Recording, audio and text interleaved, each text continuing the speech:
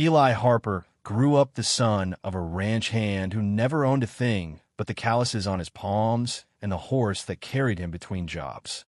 Eli had seen men drink their pay away, watched his father die nameless under the hooves of stampeding cattle, and swore he would never end his life as another forgotten laborer in the dirt. By 20, he carried a pistol instead of a plow. By 25, the pistol carried him. The dust of Clearwater clung to everything that morning. The doors, the troughs, the weary faces of farmers come to sell their corn. Heat shimmered over the main street, though the sun had only begun to rise. Eli stood with his boots spread, a revolver hanging loose in his hand, his heart steady, but his mind bent beneath the weight of choices he could not take back. He had come for Tom Larkin, a rancher who had cheated him out of money on a cattle deal. But the standoff had drawn eyes. Men leaned on posts. Women held their children back. The town hungry for blood before breakfast. Tom cursed him across the street, spit in the dirt, and reached for his gun. Eli saw only a blur, muscle memory tightening his hand. The report of his Colt cracked against the walls like thunder rolling off canyon walls. When the smoke drifted clear, Tom was alive. But another man was not. The bullet had caught Joseph Raines, a store clerk with kind eyes and no enemies, square in the chest as he stepped out with a sack of flour. He dropped without a word, his blood soaking into the dirt outside his own store. For a moment the world froze. Eli heard nothing but the ringing in his ears. Then came the screams. Tom staggered back, shocked by the sight of Raines on the ground. Clara Raines burst from the doorway, her dress pale blue, her hair falling loose as she knelt by her husband. She pressed her hands to his wound, crying out for help, though everyone knew no doctor in Clearwater could stop blood from spilling that fast. Eli watched the life leave the man's eyes and knew instantly he had doomed himself. The crowd turned on him, their shouts cutting sharp. "Murderer!" one cried. "Hang him now!" another spat. Eli backed away, gun still hot in his hand, smoke still rising from the barrel. His horse pawed the ground at the hitching post, eyes wide at the chaos. Sheriff Boone pushed through the mob, face hard as weathered stone. "Eli Harper," the sheriff growled, "you've drawn your last draw in this town. Drop the gun." Eli looked down at Clara, bent over her dying husband, her face streaked with tears, her hands red to the wrists. Something broke in him at the sight.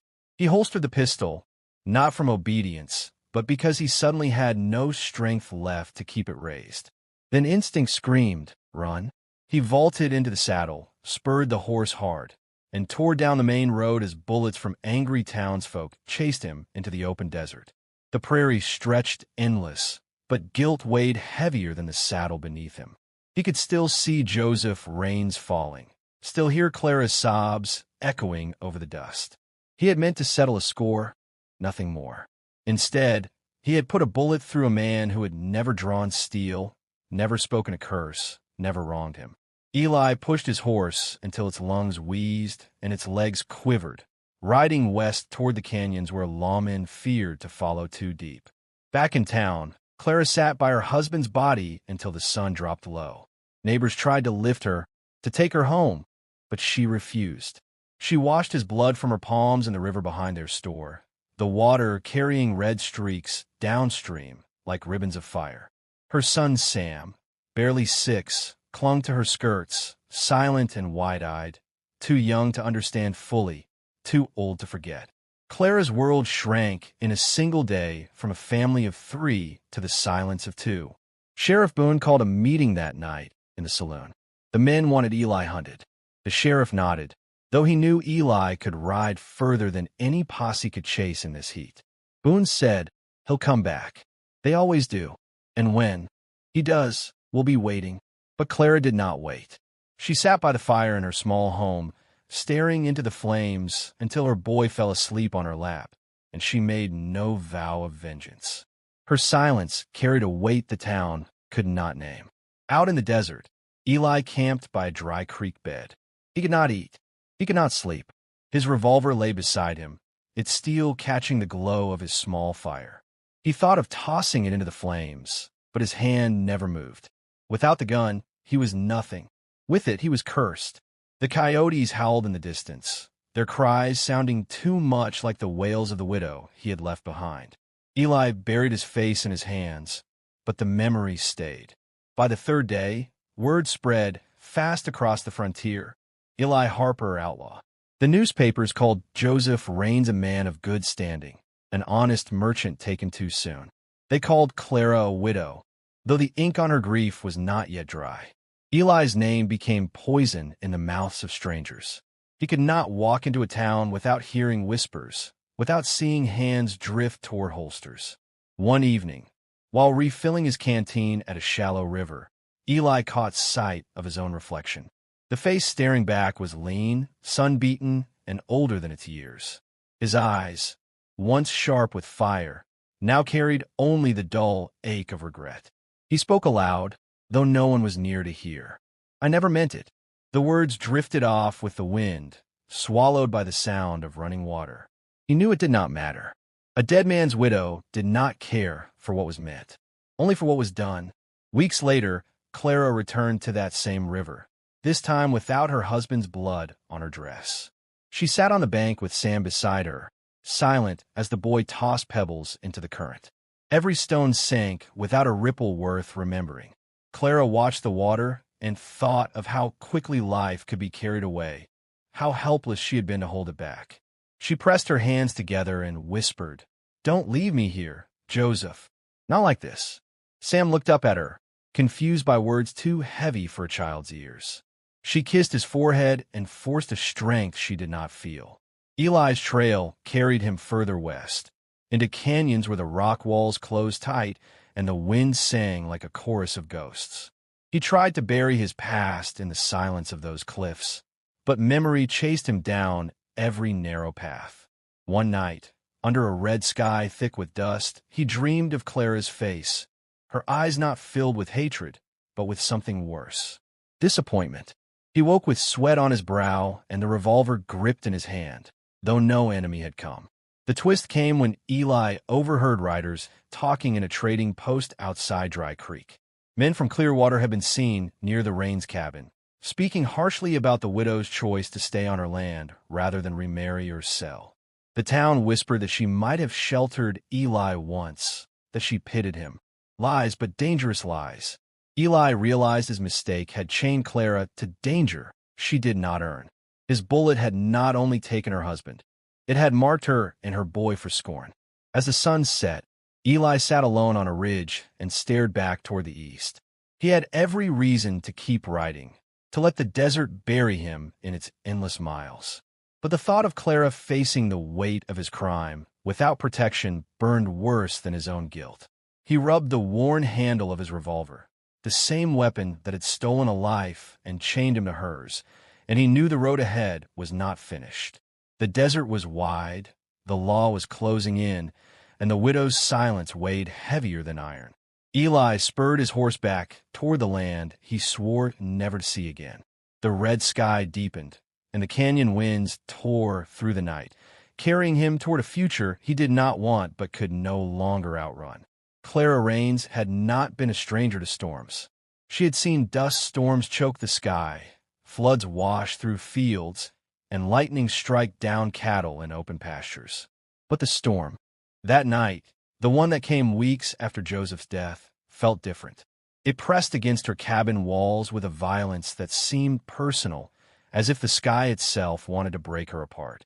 She kept the fire alive in the hearth, her boy Sam curled under a blanket near her feet when a pounding came at the door. At first, she thought it was the wind. Then came a voice she recognized and feared. Eli Harper. The moment she opened the door, lantern light spilled across his face, showing the dirt, the cuts, and the hollow eyes of a man chased by both law and conscience. Rain poured from the brim of his hat, his shoulders slumped, his revolver heavy on his hip. Clara's first instinct was to slam the door, to keep the man who had shattered her life out of her home forever. But Sam had already stirred awake, and Eli's eyes, for all their shadows, carried something different than menace. Desperation. He asked for nothing but shelter until the storm passed. Against every instinct, Clara stepped aside. The fire crackled as he stripped the wet coat from his back. He said little, and she offered less. The silence between them was thick, broken only by the howling wind outside and Sam's quiet breathing. Clara moved with sharp, deliberate motions, ladling stew into bowls. Eli ate with a hunger that betrayed his days on the run, though shame flickered in his glance whenever his eyes met hers. Each spoonful seemed to scrape against the memory of the bullet that had taken Joseph's life. Sam studied him with the innocent curiosity of a child too young to understand the full truth. "Are you a bad man?" the boy asked, voice small against the storm. Eli paused, spoon halfway to his mouth, and set it down slowly. He looked at Clara first, as if asking her permission to answer. Her silence gave him none. Eli finally spoke. "I've done bad things, son, but I don't want to be a bad man." The boy accepted the words with a nod, but Clara's chest tightened. She wanted to scream that wanting was not enough, that Joseph had wanted life too. Instead, she stirred the fire until sparks rose and faded into smoke. For 3 nights, Eli stayed. He mended the fence torn down by the wind, chopped wood when the pile dwindled low, and fetched water from the well while the ground still glistened with rain. Clara told herself it was only practical to let him work, that it did not mean forgiveness. Yet every hammer strike, every log split, drove cracks into the wall of anger she had built around herself. When Sam laughed at a story Eli told by the fire, some rough tale of a horse that bucked him clean into a cactus, Clara turned her face away, fighting tears she could not explain. Still, the revolver sat on the table at night, gleaming in firelight like a silent reminder. Clara hated the way Eli placed it there, close to his reach, as if danger would step in at any moment. But she also noticed how he never touched it unless Sam asked about it, how he rested his hand closer to the boy's shoulder than to the gun. The sight unsettled her more than she wished to admit. On the 4th day, whispers reached the cabin. Neighbors had seen Eli's horse tied behind a shed. They spoke in town of Clara harboring the man who had murdered her husband, of shame, of betrayal to Joseph's memory. Clara felt their stares when she fetched flour, their mutters slicing into her back like knives. Sheriff Boone came by under the guise of checking on her, though his eyes lingered too long on the muddy tracks near the porch. "You've got folks worried," he said carefully. Clara replied only that storms brought travelers to every doorstep. Boone left with a nod, but suspicion clung to the air. That night, as the wind calmed and the world seemed too still, Clara confronted Eli by the fire. Her voice was hard, but it trembled beneath the weight of months of grief. "Why are you here? You could have ridden anywhere. Why bring your curse to my door?" Eli stared into the flames, his face worn by guilt. "Because I heard what they say about you. That you stood by me, that you let me in, and I knew my bullet didn't just take Joseph. It marked you and the boy too. I couldn't ride on and leave you to carry that alone."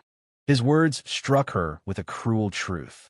In hating him, she had been forced to carry him too. Sam stirred in his blanket, half awake, and whispered Eli's name with a trust that broke Clara's heart. She wanted to tell her son the truth, to protect him from the danger of growing attached to the man who had ruined their lives. But as she watched the outlaw lift the boy gently back into place, tucking the blanket beneath his chin with care, Clara's words froze. For the first time, she saw not the outlaw who had stolen her husband, but the man who could not stop punishing himself for it. The twist came the next morning. Clara awoke to find Eli gone, his saddlebag missing, his horse untied. Panic surged through her, a fear she could not name. She found him at the edge of the property, pistol in hand, speaking in low tones to 2 men from town who had come with questions. Eli had stepped forward as if to draw their attention, his body angled between them and the cabin door. Clara realized with a jolt what he was doing. He was preparing to take the blame, to shoulder suspicion so it would not land on her and Sam. Before shots could ring out, Clara stepped into the yard, her voice steady. "He's fixing the fence," she lied. "For pay. That's all." The men hesitated, then rode off, muttering. When Eli returned to the cabin, Clara's eyes burned with anger and confusion. "You think dying in my yard will fix what you did?" she hissed. Eli shook his head. "No, but it might keep the boy from losing more than he already has." His words left her speechless. For the first time since Joseph's death, Clara felt the ground shift beneath her, unsure whether to hate this man or to need him. That night, the fire burned low. Clara sat across from Eli, her hands folded tight in her lap. The silence between them was not as heavy as before, but it was no lighter either. Sam slept peacefully in the next room, unaware of the storm that now lived inside his mother's chest. The revolver still rested on the table, but Clara found herself staring less at its cold steel and more at the man who kept it close, a man who seemed ready to bleed for a widow and her child without asking anything in return. As dawn broke, Clara rose to fetch water, her steps slow, her mind clouded. She wondered how long this fragile balance could last, how long before neighbors returned with less patience or the sheriff with less mercy. Behind her, Eli stirred awake by the fire, his eyes on the flames as though searching for something he could not name. Clara stepped out into the morning air, the chill biting her skin, and knew the road ahead had shifted. The outlaw had not just brought danger to her door. He had brought a question she was not ready to answer. The nights around Clara's cabin had grown too quiet. The air felt heavy, like the calm before thunder.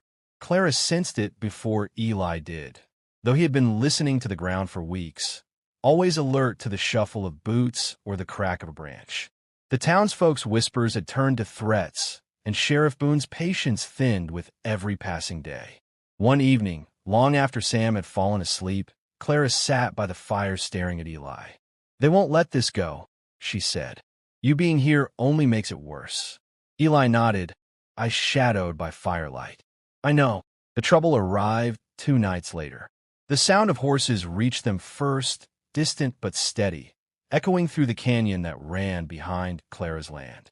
Then came the glow of torches, faint sparks at first, then brighter flames bobbing against the dark walls. Clara's stomach knotted. Eli moved fast, dousing the lamp inside, pulling his revolver from the table where it always sat. Sam stirred, frightened, and Clara pulled him close. Eli's voice was calm, but clipped. "They're not here to talk." He led them out the back, down the narrow trail that wound toward the canyon floor.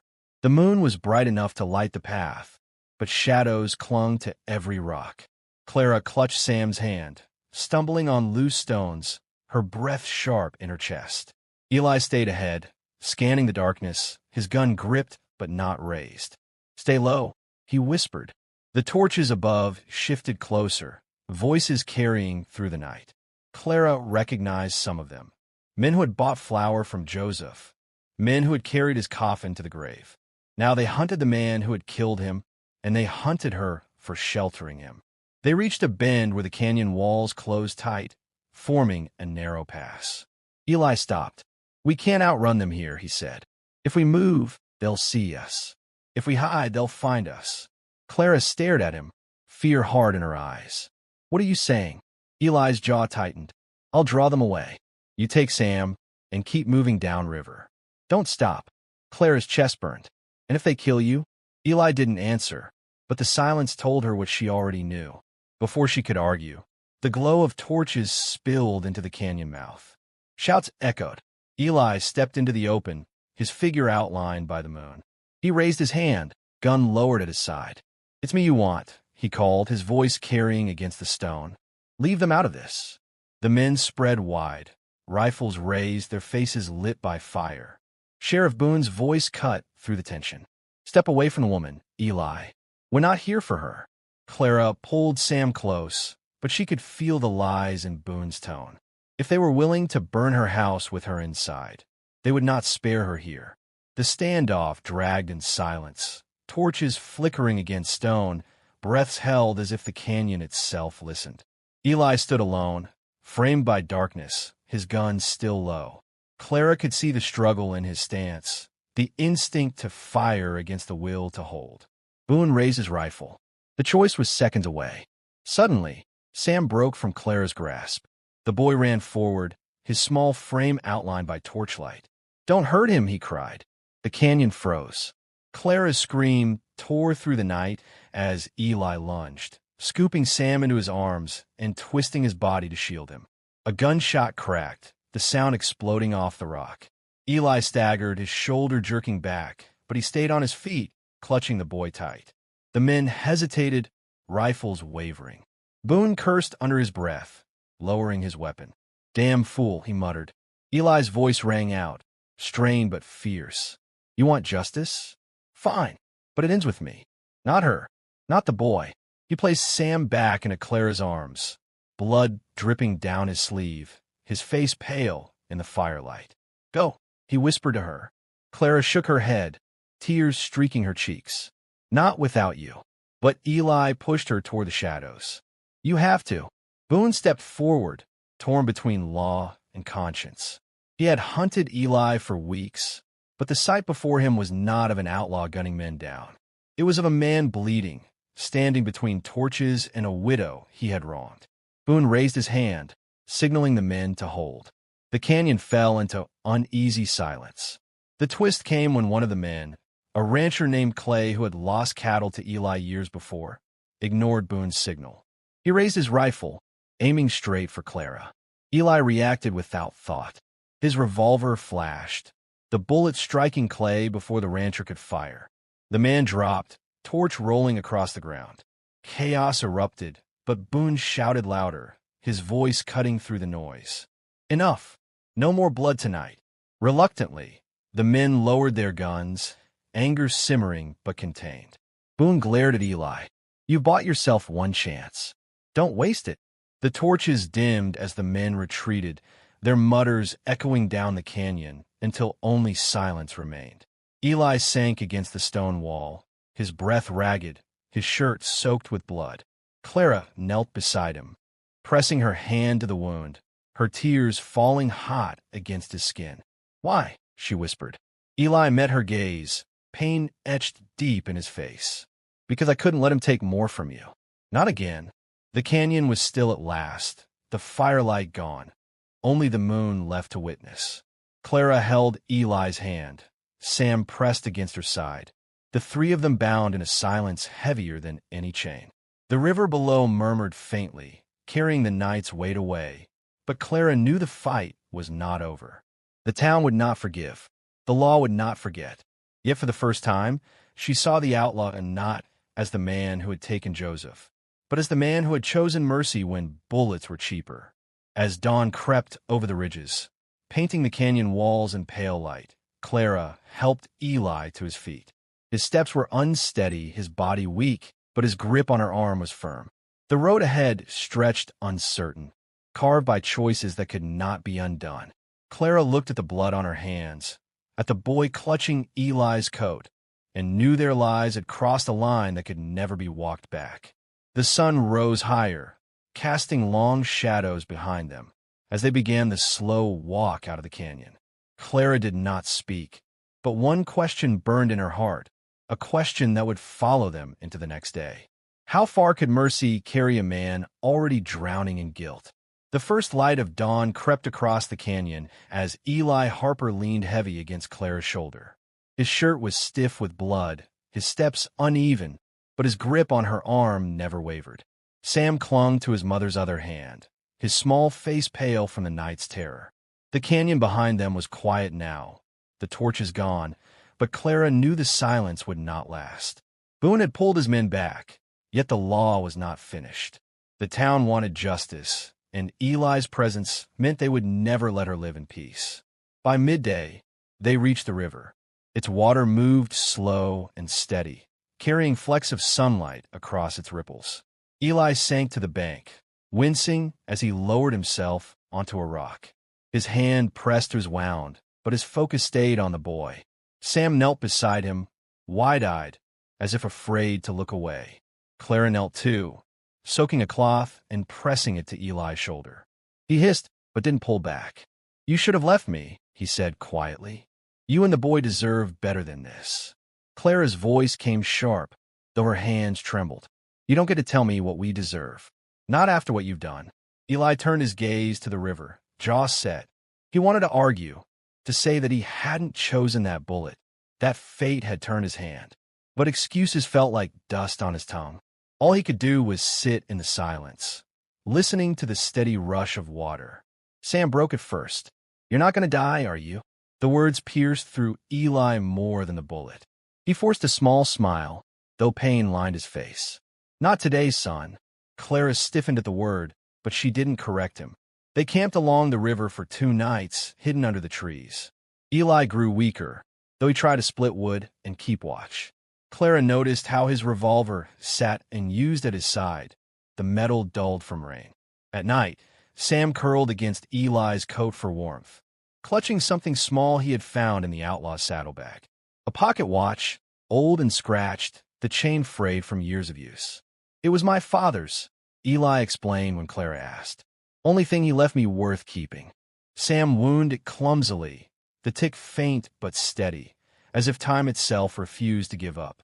Clara wondered if the boy held it because he missed Joseph or because Eli had filled some space she could not close. On the 3rd morning, Sheriff Boone appeared on the far bank with 4 men. They carried rifles, their coats dusted from the ride.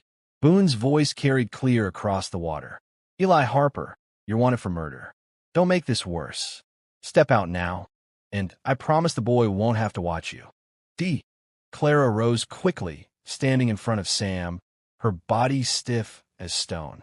Eli pushed himself up, swaying but steadying against a tree. His hand hovered near his gun, but he didn't draw. If I go, will you leave them be? Boone hesitated, eyes narrowing.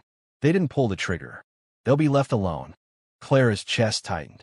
She knew Boone was a man of law, but law in Clearwater was shaped by anger, not mercy.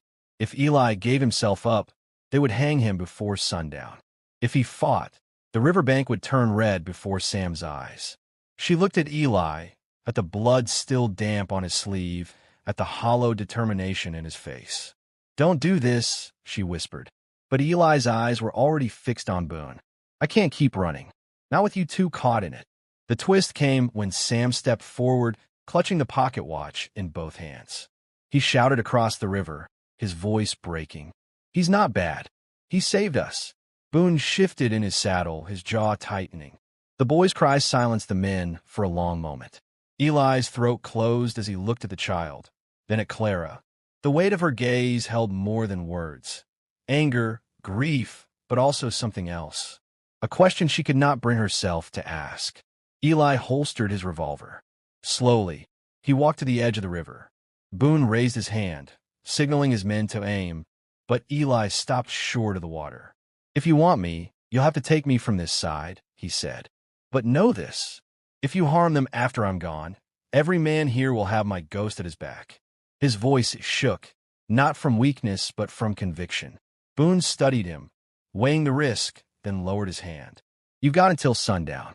After that, I ride back with men enough to end this. Decide how you want it to go.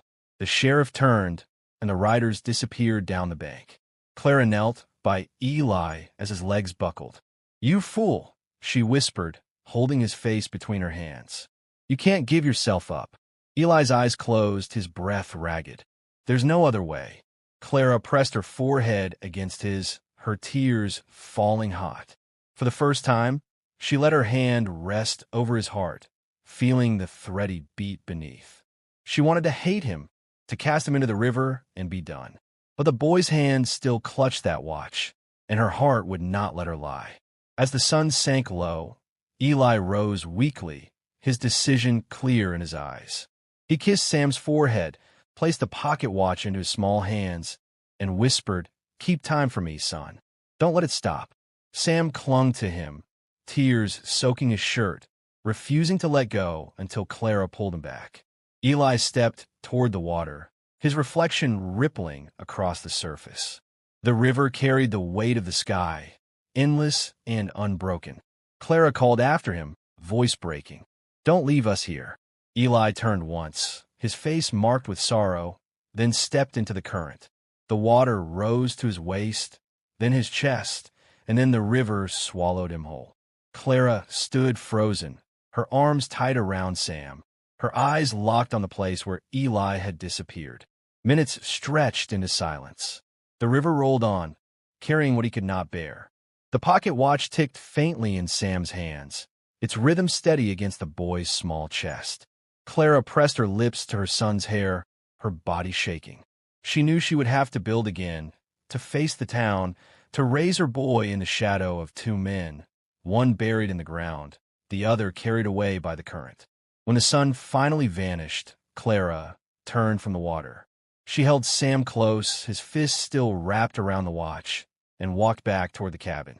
Each step felt heavy, but the silence around them carried a strange weight of its own, neither comfort nor curse. The West would move on, the town would heal or harden, but she knew this truth would remain. Some things could never be washed clean. Some debts lived forever in silence.